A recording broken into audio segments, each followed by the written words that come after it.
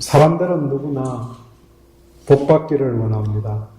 또 행복해지기를 원합니다. 그래서 행복해지기 위해서 여러 가지 다양한 노력들을 하는데 큰 효과가 있는 것 같지는 않습니다. 문제는 우리나라 사람들 중에 스스로 불행하다고 생각하는 사람들은 늘어가고 있는 모양입니다. 대체적으로 행복에 대해서 행복하느냐고 그렇게 물었을 때 느끼는 감정이 어린애들은 어릴 때는 행복하다고 느끼는 사람들이 많다가 나이가 들면서 점점 줄어드는 거죠. 그러다가 나이가 더 들면 장년층, 노년층으로 가면 행복하다고 더 느껴야 되는데, 그러니까 V자 모양으로 어릴 때는 행복해야 되는데 우리나라의 문제는 나이가 행복함을 느끼는 게 어릴 때도 그렇게 행복함을 크게 느끼지 못하다가 나이가 들어서 작년이 되면 들수록 더 불행감을 크게 느낀다고, 그러니까 거꾸로 그림을 그린다고 그렇게 이야기를 합니다. 2012년부터 매년 3월 달이면 유엔 산하의 한 단체에서 발간하는 보고서가 있습니다. 그 제목이 세계 행복 보고서입니다. 국가별로 3,000명을 뽑아서 소득, 사회적 지원 등 7가지 항목에 대해서 설문조사를 해서 그 값을 비교한 것입니다. 올해 3월 발표 자료에 따르면 한국은 10점 만점에 5.8점이다. 그래서 155개국 중에서 56번째에 해당된다고 이야기를 합니다. 그래도 작년보다 2등 올라갔다고 이야기합니다. 객관적인 항목과 주관적인 항목들이 섞여 있기 때문에 어느 정도 객관적인 면이 보입니다. 우리나라가 자살률이 가장 높은 나라에 속하는 것만 봐도 행복하지 않게 느끼는 사람들이 많은 것을 알 수 있습니다. 바라기는 이번 정부는 사람들의 마음이 조금 더 행복을 느끼는데 도움이 되었으면 좋겠습니다. 감정을 보면은 가난한 사람들 중에도 행복하다고 느끼는 사람들이 많이 있고 다 갖춘 사람들 중에서도 불행하다고 느끼는 사람들이 있다는 게 사실입니다. 긍정의 배신이라는 책이 있습니다. 그 책에서 저자는 미국인의 행복지수가 세계 23위인데 물론 그 책을 쓸 때의 이야기인데 세계에서 만들어지는 우울증 치료제의 3분의 2가 미국에서 소비되고 있다고 말합니다. 그래서 우울증 치료제, 우울증 약을 먹지 않는다면 행복도는 훨씬 더 낮아질 거다 이렇게 말합니다. 스트레스를 장기간 받으면 면역력이 떨어진다는 말도 옳은데 그렇지만 그 반대로 긍정적으로 되면 면역체계가 활성화된다고 그렇게 말하는 것도 과학적인 편견이라고 이야기를 합니다. 거꾸로 면역체계가 암을 촉진시키는 경우도 있다고 합니다. 그래서 긍정적인 사고가 도움이 되는 것도 맞지만 한편으로는 피폐해진 환자들에게 긍정적으로 생각하라는 그런 충고가 추가 부담이 되어서 더 스트레스가 더 주어지기도 한다고 이야기를 합니다. 그래서 일관적으로 어떻게 하면 어떤 결과가 나온다, 이게 사람들에게 적용시킬 때는 그리 간단하지 않음을 봅니다. 행복을 많이 생각하고 추구하고는 있지만 정작 어떻게? 라는 질문, 즉 어떻게 하면 행복하게 되느냐고 물으면 사람 수만큼의 답이 나올 것이라 생각을 합니다. 성경이 말하는 답을 함께 찾아봅니다. 오늘은 시편입니다. 욥기에서 시작하는 시가서 5권은 체험서입니다. 개인의 현재 체험에 초점이 맞추어져 있습니다. 기록자가 만난 하나님을 고백한 것입니다. 시편은 150편 굉장히 많지요. 시편 1편은 2편과 같이 시편 전체의 서론이라고 말합니다. 특별히 강조하고자 하는 바를 맨 앞에 서론에 제시한 것입니다. 시편 전체의 주제가 1편의 내용인 복 있는 사람으로 시작하고 시편 2편 마지막에 복으로 마칩니다. 근데 출발이 복 있는 사람으로 출발해서 시편 마지막 150편의 마무리는 할렐루야, 여호와를 찬양하라, 할렐루야 하는 말로 마칩니다. 그래서 맨 앞과 맨 뒤를 연결해서 보면은 누가 복 있는 사람인가? 찬양하는 사람이지요. 찬양하라. 이렇게 앞뒤가 연결되지만 그 과정에는 절망을 딛고 소망으로 나아가는 그런 시들이 채우고 있습니다. 이제 본문으로 들어갑니다. 1편 시작이 복 있는 사람은 하고 출발합니다. 그러니까 말씀대로 먼저 복이 있는 사람이 있습니다. 우리들은 받은 복으로 인해서 주어지는 풍요로움, 풍요에 관심이 있지만 성경은 존재에 관심을 둡니다. 복 있는 사람은 어떤 사람인가? 어떤 존재인가? 이 출발이 중요한 것은 복이 저절로 오는 게 아니고 우리가 생각하는 대로 노력하고 자격을 갖추면 주어지는 것이 아니기 때문입니다. 다른 은혜, 다른 은사들과 마찬가지로 복은 하나님께서 주시는 것이고 하나님이 복의 근원이기 때문에 그 출처를 아는 것이 중요합니다. 어디로부터 오는가 이걸 명료하게 모르면 받기가 쉽지 않은 거죠. 하나님으로부터 오는데 이걸 인정하고 나가야 되는데 내가 노력해서 복을 얻을 수 있다 이렇게 사람들은 대부분 생각하기 때문에 복 근처에 잘 가기 힘든 거죠. 세상에서 무엇을 했기 때문에 주어지는 것이 아니고 복의 출처가 또 생명의 출처가 우리 하나님이십니다. 복은 하나님 소감이기 때문에 그분의 마음에 합당해야 받을 수 있습니다. 본문에서는 복이 있는 사람이 하지 않는 3가지 행동 목록을 먼저 제시합니다. 악인의 꾀를 따르지 않고 죄인의 길에 서지 않고 오만한 자의 자리에 앉지 않는 사람입니다.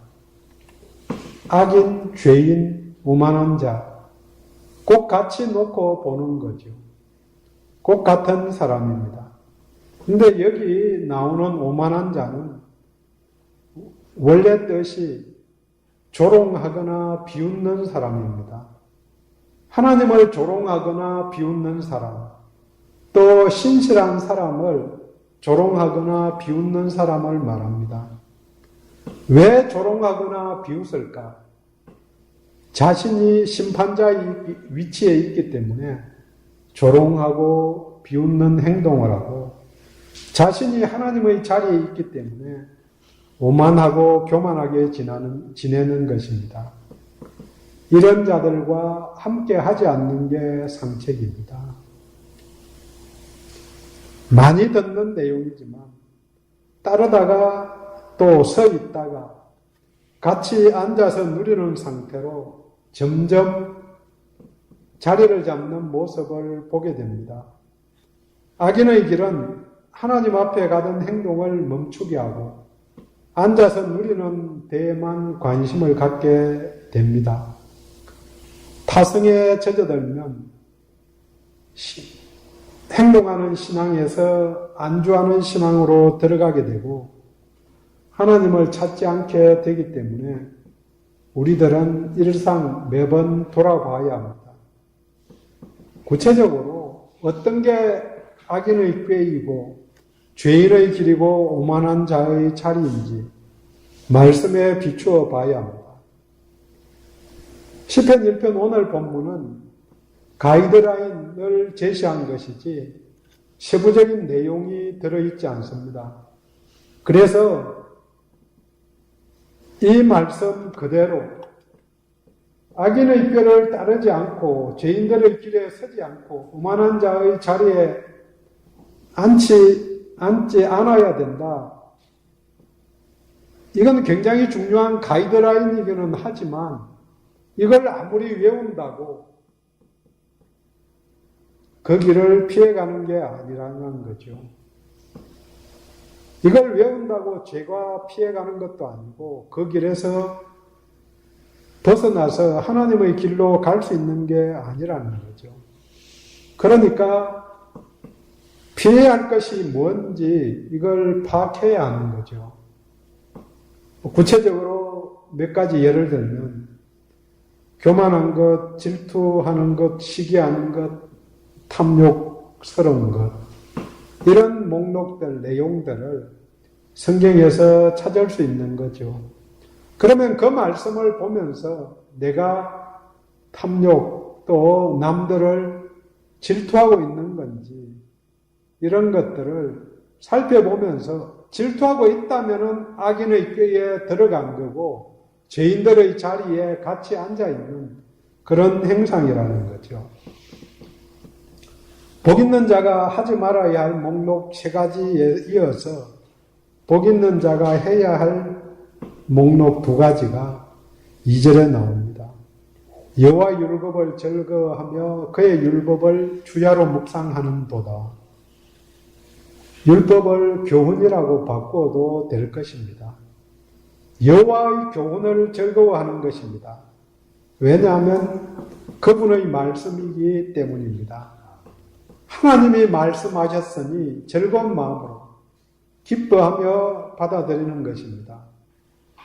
하나님을 귀하게 생각하기에 그분의 말씀도 귀하게 받아들입니다. 이게 안 되면은 그 다음 일들을 뭘 해도 아무 소용이 없습니다. 효도하는 것도 마찬가지입니다. 부모가 귀하기에 기뻐하면서 말씀을 듣는 게 효이지 무엇을 행하는 행동에 초점을 맞추어서 따라가면 효가 아닐 수도 있습니다.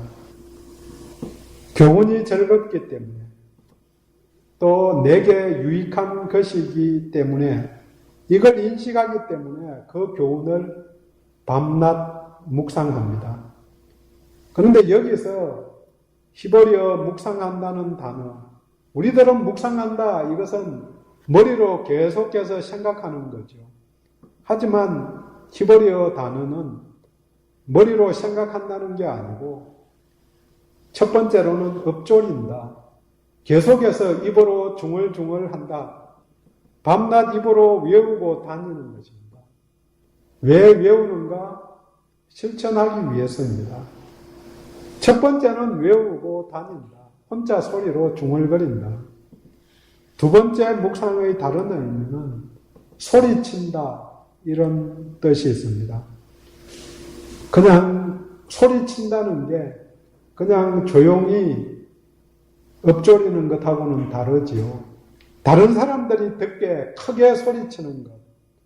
여호와의 교훈이 귀하고 중요하기 때문에 모든 사람들이 들을 수 있게 외치는 것입니다. 물론 그 핵심은 나를 향해서 외치는 것입니다. 내가 실천하게, 나는 이 말씀대로 실천하며 살겠다고 그렇게 크게 외치는 것입니다. 그 의지를 담아서 외치는 것이 필요합니다. 혼자서 엎조리는 것만 해도 미친놈인가 이런 소리 들을 수 있는데, 물론 요즘은 그런 소리 거의 잘 안 듣죠. 왜냐하면 길거리 다니면서 그냥 중얼중얼 거리면서 말하면서 다니는 사람들, 특별히 청년들 너무 많거든요. 귀에는 이어폰을 듣고 뭔가를 듣고 있으니까, 통화하고 있으니까 그냥 말하는 거죠. 버스를 타도 말하는 소리 듣죠. 들려지니까 듣는 거죠. 그래서 엎조려도 미친놈 소리 별로 안 들을 걸로 생각하고, 크게 이야기해도 전화하면서 상대방이 기분 나빠서 크게 말하는 거구나 이렇게 들을지도 모르겠습니다. 어쨌든 나는 이렇게 살겠다 그렇게 외치면서 크게 소리치는 것도 필요하죠. 기뻐할 때에, 즐거워할 때에 엎조릴 수도 있고 외칠 수도 있습니다. 이런 사람이 복 있는 사람이라고 본문은 말합니다. 모두 복 있는 사람이 되기를 원합니다. 말씀을 엎조리고 외치는 일입니다. 이런 복 있는 사람에게 주어진 결실이 3절 끝에 보면 모든 일이 다 형통하다 이렇게 표현됩니다. 형통의 모습을 나무로 비유해서 먼저 설명합니다. 시냇가에 심긴 나무와 같다. 지금같이 가뭄이 있는 때에는 시냇가에 심어진 나무는 그 효과가 아주 큽니다. 말라 죽지 않는 것은 물론이고 철을 따라 열매를 맺습니다. 당연히 잎사귀가 마르지 않습니다. 잎사귀가 마르지 않으니까 열매를 맺는 게 당연합니다. 물론 꽃도 아름답게 피울 것입니다. 왜냐하면 복의 근원된 하나님의 말씀에 뿌리를 내리고 있기 때문입니다. 생명수에 뿌리를 내려야 생명의 과실을 내어놓을 수 있습니다. 말씀에 뿌리를 내려야 합니다. 그러기 위해서는 말씀을 알아야 합니다. 말씀을 알아야 죄인의 길에 서지 않을 수 있습니다. 그런데 이 열매가 끝이 아니고 6절 끝에 6절에 의인의 길을 걸어가는 자는 여호와께서 인정하신다. 그렇게 핵심적인 단어로 마무리를 합니다. 여호와의 인정을 받아야 되는 거죠. 하나님의 인정을 받아야 복을 받을 수 있고 형통함이 이루어지는 거죠. 그 과정이 여호와의 교훈을 실천하는 것입니다. 여호와께서 인정하는 자라야 5절에 나오는 심판을 감당할 수 있게 됩니다. 복 있는 사람은 다름 아닌 하나님의 인정을 받는 사람입니다. 물론 이 사람을 의인이라고 부릅니다. 이렇게 복 있는 사람이 있는가 하면 여기에 대비해서 복이 없는 사람이 있다고 본문은 알려줍니다.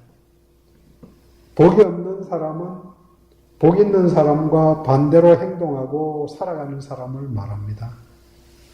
본문에 따르면 악인이고 죄인이며 오만한 자입니다. 이들의 결과는 4절부터 이야기합니다. 4절에 바람에 나는 개와 같다.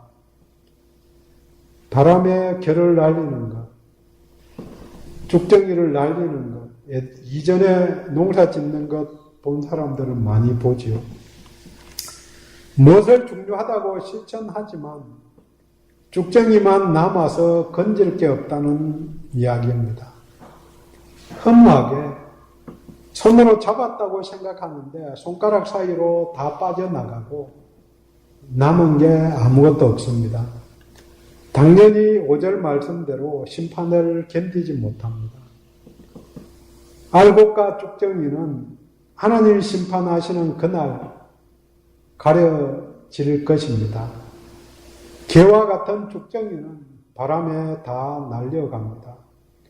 그러니 추수 때에 알곡들인 의인들의 모임에 참여하지 못하고 영원한 생명을 누리지 못하게 됩니다. 6절 끝이 그 결말입니다. 악인들의 길은 망하리로다. 악인들은 망한다. 사실 악인들은 망한다는 사실을 모두 다 잘 알고 있는데 문제는 자신이 악인이라는 사실을 모른다는 것입니다. 내 빼고 저 사람 보니까 신호 위반도 하고 뭐 나쁜 놈이지 나는 남들 거 빼앗은 적도 없고 사기친 적도 없고 그렇게 자신이 악인, 죄인이라는 사실은 아무도 인정 안 하고 저 사람 보는 거죠. 자신이 죄인이라는 사실, 개와 같은 쭉정이라는 사실, 교만한 자라는 사실을 인정하는 세상 사람들이 없습니다. 인정한다면 하나님 앞에, 예수 앞에 나올 수밖에 없기 때문입니다. 세상 사람들은 모두 악인의 꾀를 따라가고 죄인의 길에 서 있는데 자신을 바로 알아야 합니다. 절대적으로 거룩하신 하나님 앞에 서야만 자신의 악을 볼 수 있는 것입니다. 이렇게 복 있는 사람, 복 없는 사람을 나누고 보면 나는 어디에 서 있는가? 이 정리가 필요한 시점입니다. 믿는 자는 모두 복 있는 사람이라고 들은 것 같은데 진짜로 맞는 건가? 이 두 종류의 사람의 기준에 따르면 악인의 의도를 따르지 않고 율법을 절거하고 밤낮 읊조리거나 외치고 또 실천하는 사람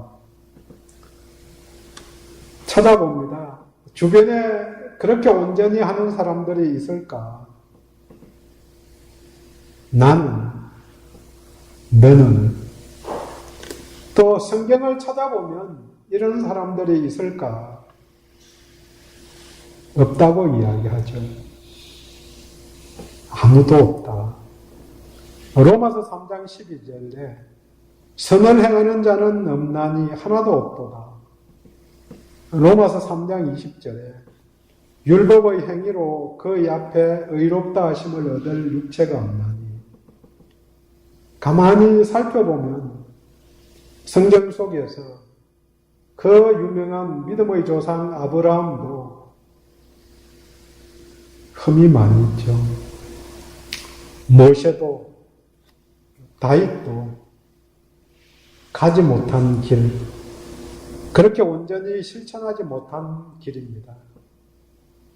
그렇게 보면 아무도 복받을 사람이 없는 거죠. 그런데 이런 길을 하나님이 제시한 이유가 뭘까요? 왜 하나님이 시편 1편 속에 복 있는 자를 먼저 제시했을까? 그 답이 모르면은 모든 것의 답은 예수 그리스도 이렇게 붙이라고 누가 이야기를 합니다.